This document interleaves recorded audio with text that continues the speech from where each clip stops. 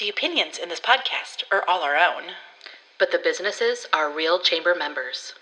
It's a chamber chat.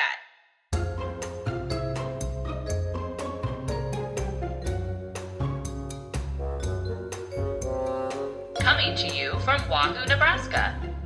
Chamber Chat with Kate And Kat. Welcome to Chamber Chat with Kate and Kat. I'm Catherine Nygren, owner of Found and Flora Flower Shop. And I'm Kate DeCoste, owner of Kate DeCoste Photography. This podcast is everything Wahoo Chamber of Commerce.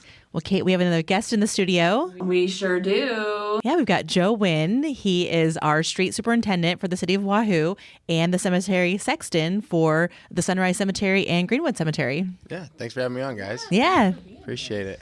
So there's a lot going on in the cemeteries. There is. We've been really busy over the past couple weeks. We had our March 1st through March 10th cleanup. The biggest thing with that is it's early in the year and Nebraska weather is bipolar.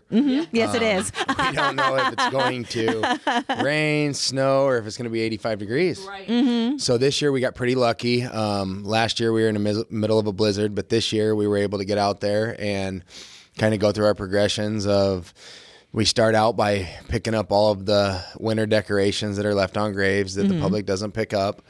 And then we really go into a deep clean of the cemetery.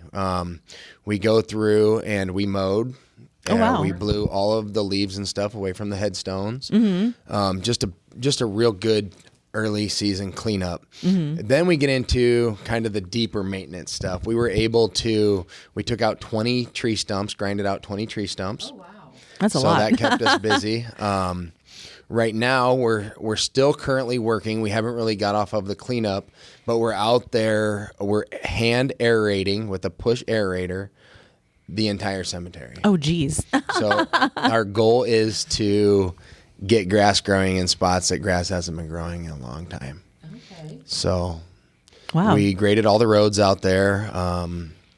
We just really want to elevate the standard of the cemetery. We understand it's really important to the public, and I believe that your cemetery, your community is defined off of what your cemetery looks like. A lot of heritage, a lot of family names, and my team does a great job of understanding the importance of that to the public. So, yeah. I love it. And I think just having that, you just saying, how the importance of it, I just think that makes it sound to me like you're taking this very seriously. Your team is taking it very seriously. And I think the public should know that that's what's happening. And we really appreciate the public support. I mean, that is more important than anything. And just getting them to understand the importance of why we pick up the decorations, why we want them clean, so we can go in and thorough clean, blow memorials off, and really just level areas that need dirt added. Just take it to the next level. Just and they play a major part in that, and we really appreciate it. well, and I know that, how long has the cemetery committee been? Gosh, we've been meeting for what? 1 year? It's or over a year. It's a year and a half. Yeah. And I feel like just when that all started, when you guys were going to do really use those, I know that the cleanup was in the rules and all of that, but when you were like, this is actually going to really happen. And then the committee started, when you go out there, you can tell that it's not just, we're making sure this rule is in place because we just want to, because it's in writing. Yeah, it's not, when it comes down to it, it's really not about the procedures or the rule, as people call it. It's really, for us, it's the level of expectation that the public wants our cemetery to look like. So with that being said, if we want to have a very maintained, beautiful, pretty cemetery, we have to be able to set standards and go in and clean things up to reach that ceiling. And it's our job from the city side is to make sure that we are doing the things to reach that goal. And I have a great team. I kind of tell them, you got 2 times a year, this is your Super Bowl. You get to go out there and you get to raise that bar. And every year we do this, we're going to try to raise that bar a little bit higher and a little bit higher and just continue to just make it better. And there's a lot of heart and love and drive that goes into that. And we need public support. I mean, we really need the public to rally around what we're trying to do. And one big thing with that is I would encourage the public to come out, meet the team, talk to the team, stop down to our street yard. If you ever have questions, you feel free. Like, you are the city. You are what makes our heart beat. Like, we need that support, and we want people to understand that. Well, people probably don't know that there's somebody always there. That's a full-time staffed position. Yes. A cemetery position. Yeah, so full-time staff position, cemetery supervisor. The job is currently open right now. We're looking to hire. It's been open for about 3 months. We've interviewed a couple candidates, but we are looking for the perfect fit. Again, back to that standard. We know what we want. We know what we're looking for. We're not going to settle for something that we don't think is an absolutely perfect fit. And we also have part-time seasonal jobs open out there. We posted those about 2 months ago. You could be a high school student looking for summer work, 16 and over, or between the ages of 16 and had a guy last year that was 90 years old that applied for summer help, and we didn't have a position at the time. Oh, no. But anybody that's just that wants to give back to the community and flexible hours and being outside, a very peaceful place. The past week we've been working out there. It's very peaceful. It's different than any other job. Yeah. And you leave with a sense of satisfaction that you're doing something really good, because it means so much to so many people in our community. It really does. So if anybody's looking for a position, looking for a job, we go to City Hall, fill out an application. Those will get forwarded to me, and we will review them and move on with the process. Nice. So one of the things people might not know is that there's more than just Sunrise Cemetery. There's the Catholic part of the cemetery that's kind of blended in, to the naked eye and Sunrise. Yeah, so we don't have any jurisdiction over the Catholic cemetery or their policies. We help them out where needed, but we take care of Sunrise North, and Greenwood Cemetery. Okay. Now, I would encourage you to go talk to your leaders on the Catholic side of the cemetery, and it's a perfect time to bring up some of this stuff. I mean, a lot of the decorations that are left in the Catholic cemetery blow into the city side of the cemetery. With Nebraska weather just being the wind and everything that we deal with that, it's hard. I mean, you have to understand, people have an attachment when it comes to their loved ones when they're buried, and we fully understand what that means. We also understand that the public wants the cemetery, again, to be at a high level, and with that being that way, there are things that we have to do that aren't always easy to do. But we have a great committee, cemetery committee that we've been together for a year and a half now. The cemetery committee's always been there, but it was basically cemetery staff and then the city council and the mayor. So after we kind of started looking at the policies and the stuff that needed to be enforced, we had a very big council meeting, if you guys remember that. I think the biggest one to date. I think so. And to be honest, those things need to happen. And without the public's involvement in that situation, I don't think where we would be where we're at today. I mean, we invited some members from the general public to come onto the committee. They've been a blessing. They have been a breath of fresh air coming in and being able to understand what we're trying to do, what the public wants, how they want their cemetery to be perceived. And without that support, without that meeting, I truly don't think we would be where we're at today. And then just the future of the Wahoo Cemetery. So a lot of things have been happening. They don't always get communicated to the public. So that's why this is great that you guys are having us here, because it's really important to share that information with the public, because they hold such a valuable role in what we do. So, anytime the public wants to come to a council meeting, we've talked about having cemetery committee meetings maybe out at the cemetery, getting involved, asking questions, understanding the budget, understanding the shortfalls and how hard it is to meet standards without having the money there.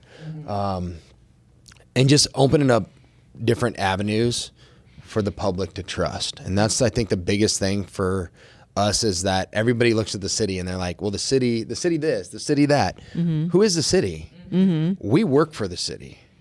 The public is the city. Right. The taxpayers are the ones that have the loudest voice. And it's really important that they stay engaged and that. Yes. Well, and like you just saying that meeting, look what changed in a positive way, because people showed up at that meeting because they were very passionate about what was happening and not understanding or wanted to understand. And then now you have this committee with with some public people, residents, and it's a positive thing. So I think what you're saying is, yeah, and I think the biggest thing with that is like anything else when it comes to conflict, it's better to address it before it becomes a problem. So if you have a concern, you have a question, you want clarification on something, just show up. Just come talk to us. Like, my guys are trained to handle these situations. They learn the rules. We train on how to handle different situations because you never know what's going to happen, like any other job. And if they can't figure the answer out, they will go ask somebody that knows the answer. And just that public engagement will give the public a better understanding of what we actually do and how we do it, and hopefully ease that transition a little bit. But big time, I mean, that's the biggest thing is just the public. You hold a major role in what we do. I don't think people realize that.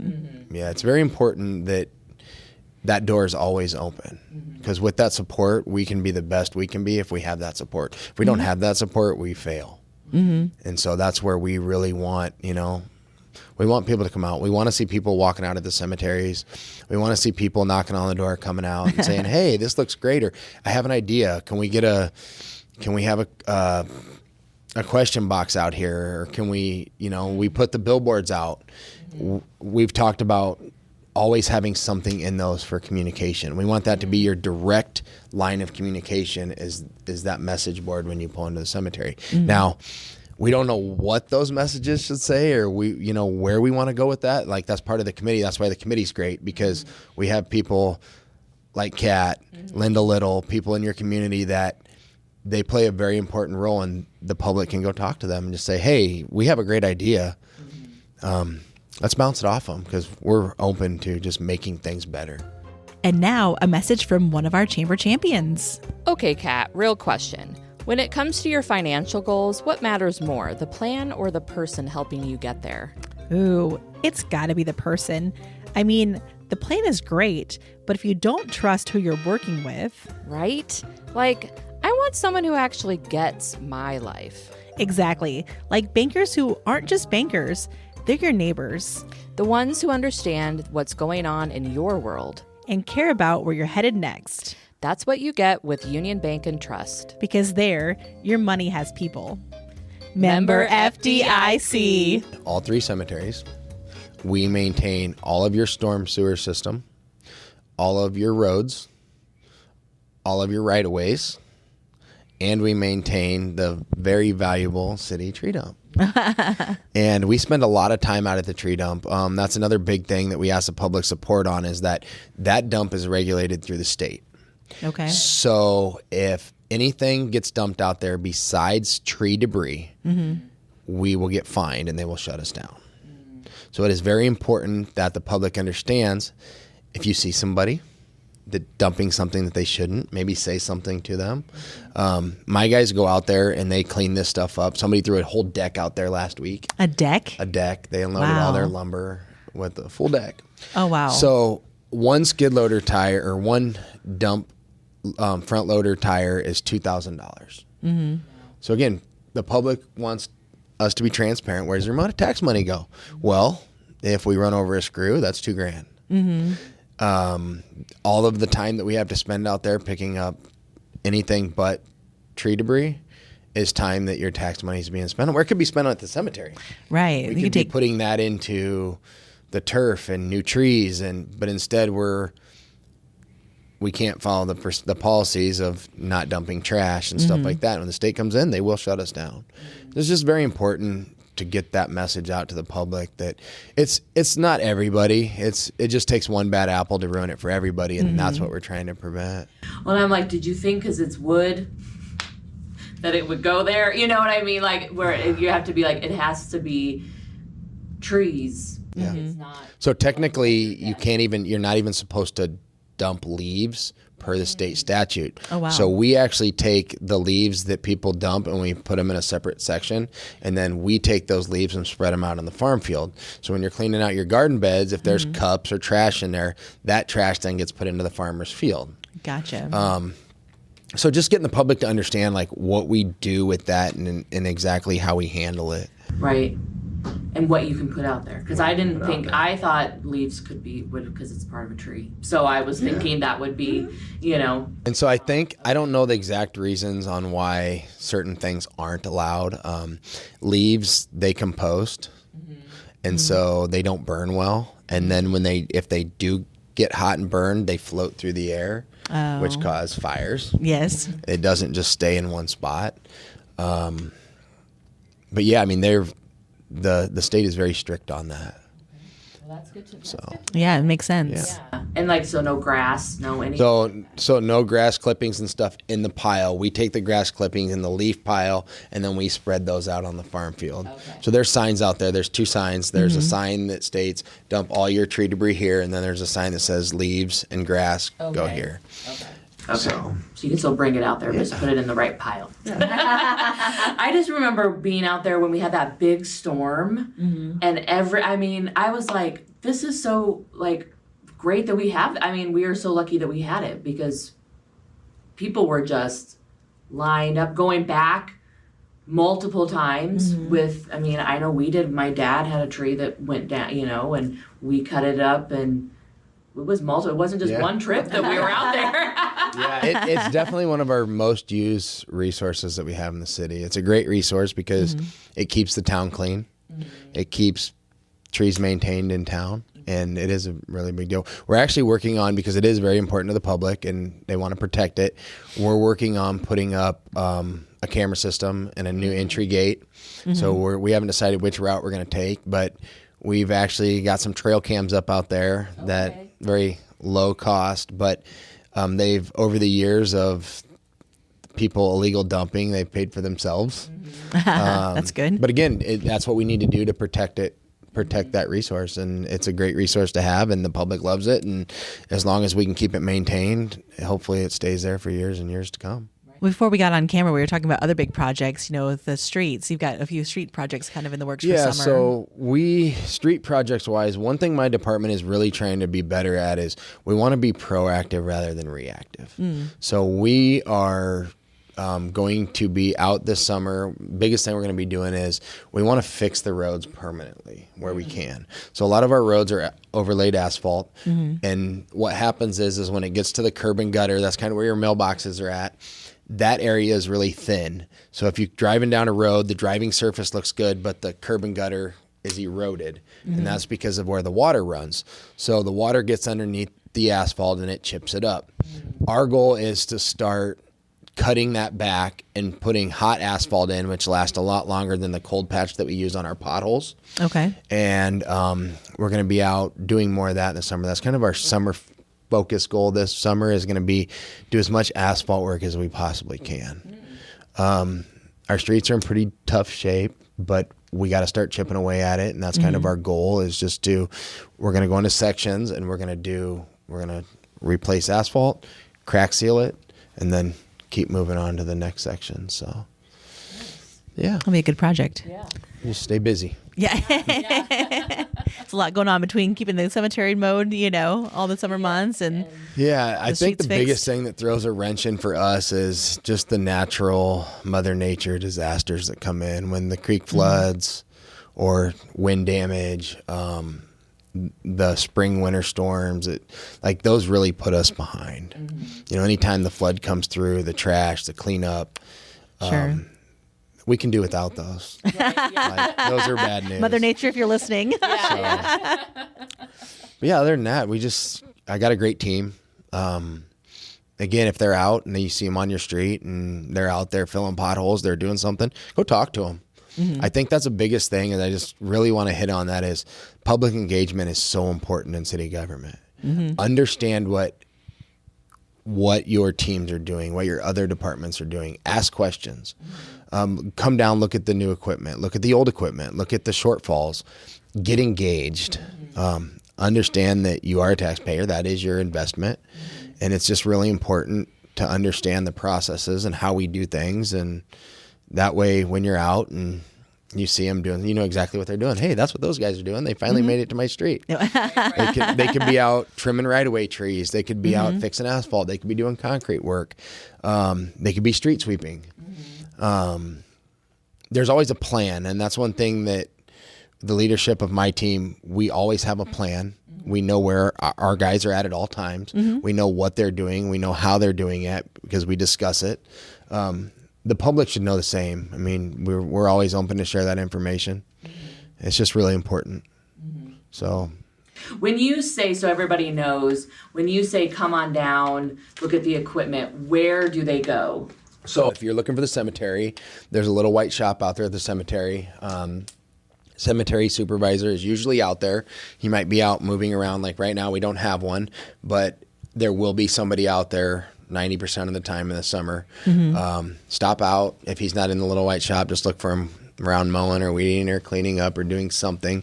And then our street yard is, I'm going to try to put this where people can understand, right to the south of Runza. Okay.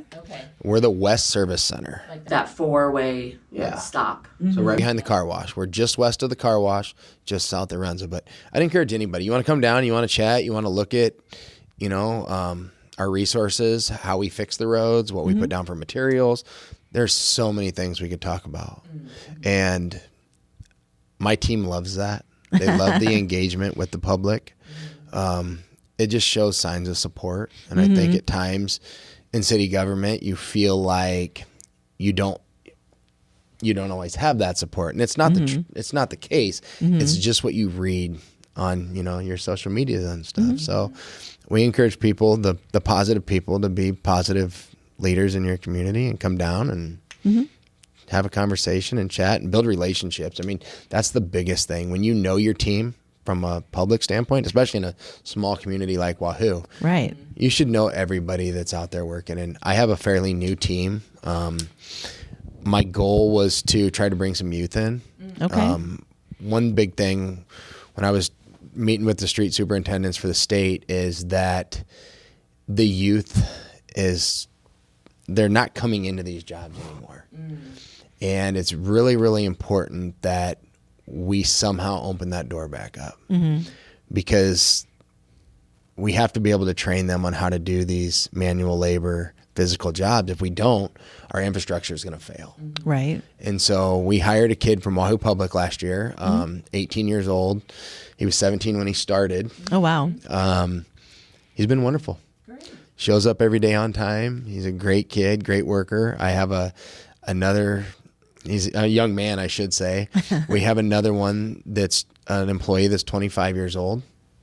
And then I have a big gap, and then I have some older employees. And the best part about that is those older employees have a lot of skills that they haven't had the opportunity to pass those down to that next generation. That's very valuable to what we do.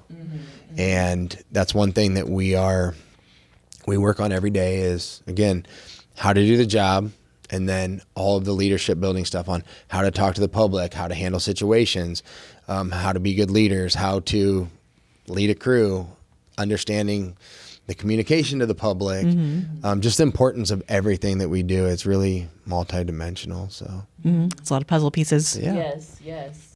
Cemetery, Celebrate Life Co. Yeah. We can talk a little bit yes. about that. Yes. So one big thing that we pulled out of our cemetery committee is that we are going to take all of our burial books that are homed at City Hall, and we are going to digitalize them. So we hooked up with a company called Celebrate Life Co. So basically what they're going to do is they're going to go in with GIS and they're going to put points on all of our burial plots, all of our open and plots that are filled. And they're going to map that out. So there'll be like an interactive map going forward for the cemetery. So it'll make it user friendly to be able to go out there and find graves, look at graves that are for sale. We'll be able to, what's really cool about this setup is that we will be able to make it interactive resource wise to the public. So we can connect with local businesses. You want to order flowers, you'll be able to go right on there and it'll be simplified, but you'll be able to go say, oh, I just want to put flowers on mom's grave today. It's her birthday. And you can be able to go on there, click on it, make a payment. That will go over to the local flower shop. And then a part of that will come back to the city, which will go to the cemetery. Headstone cleaning. We're going to try to open up resources just for the betterment of the cemetery as a whole. Headstone cleaning, foundation extensions, like the old legacy bases. The bases are crumbling and falling apart. So we came together and kind of put together a plan we can go in and put extensions on the side of foundations so you can put your planter on it to extend the life expectancy of that planter. Those are $75 a piece. We can do those now. We've probably done 10 or 12 of them since we opened that up. But again, that's information that the public, if they're not engaged, if they're not going to the council meetings, they don't know that stuff's an option to them.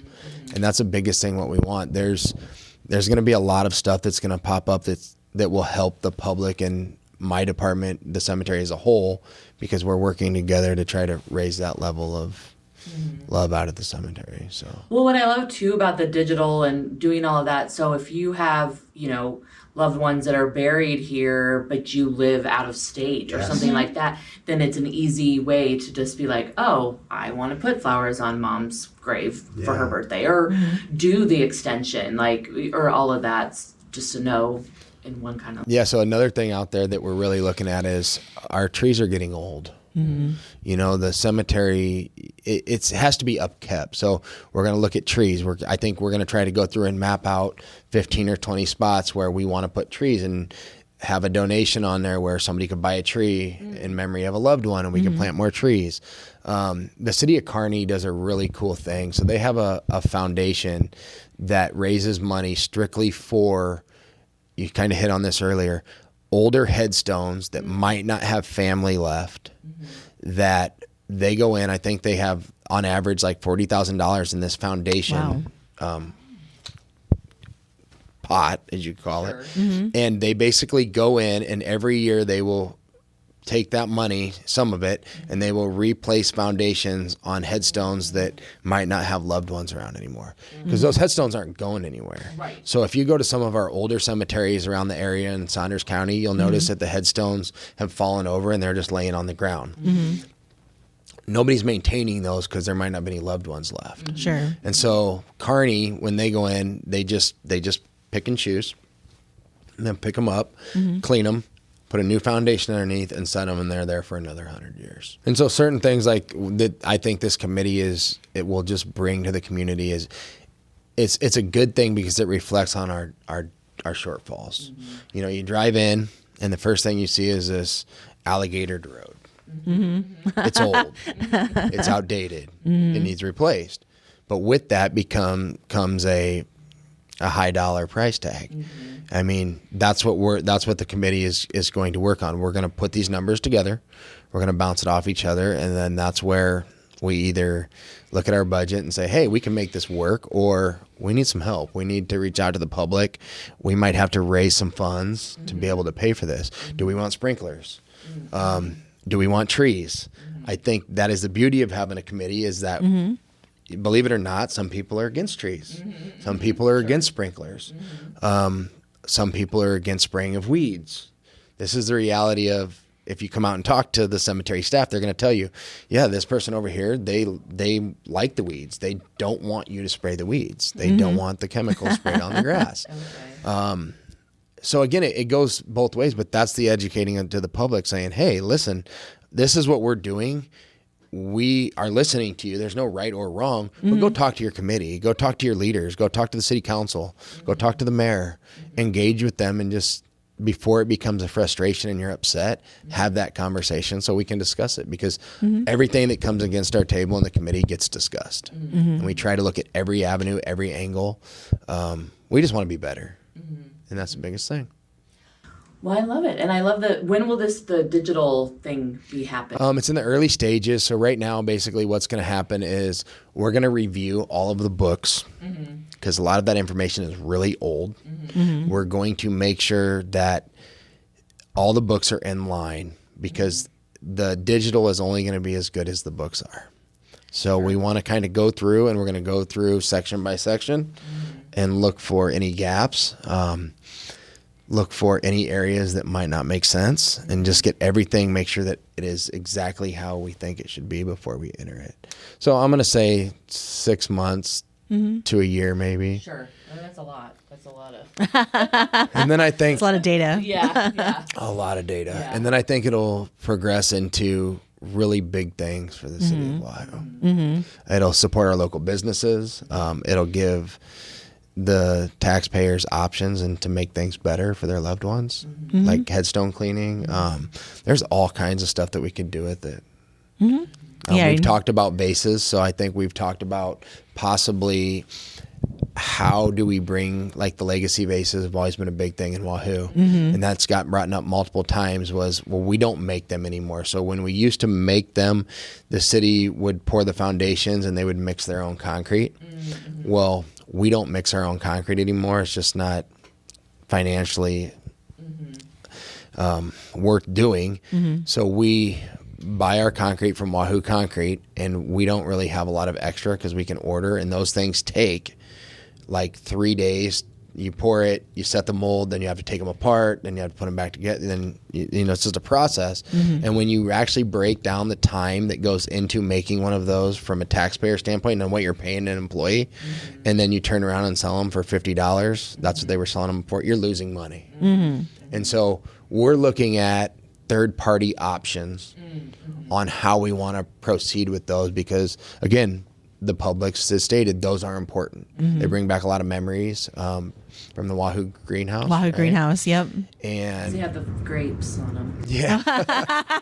What's really funny with that too is, like, sometimes I'm scrolling on Facebook and I'm like, look, there's 4 of them for sale, and there's some others. So they make them everywhere. And I think that's the stuff that we're going to do. We're going to look at vendors. We're going to see, you know, I mean, can somebody make them? Can somebody make them at a cost where, and if the public wants them, or we want to go a different route, that's where the committee comes in. And without all of that stuff that happened a year and a half ago, we wouldn't be where we're at today with that committee. And I think that's what makes it wonderful, is the public engagement is what makes this stuff go.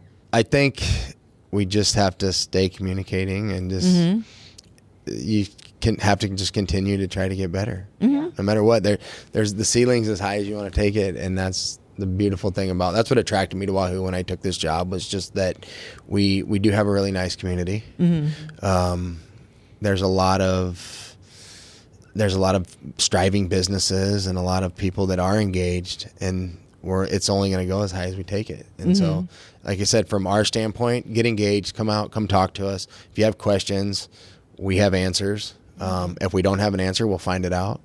And we appreciate everything that the public does, and it's your cemetery, so your roads. Let's take care of them and make them better. Yeah. And now you know who's behind it. Yeah. If you did it before, you know now. I appreciate you having me in. Yeah, thanks for coming. Awesome. Thank you. Well, thanks everybody for listening or watching, and don't forget To keep it local, friends. This has been a Chamber Chat with Kate and Kat. See you next time.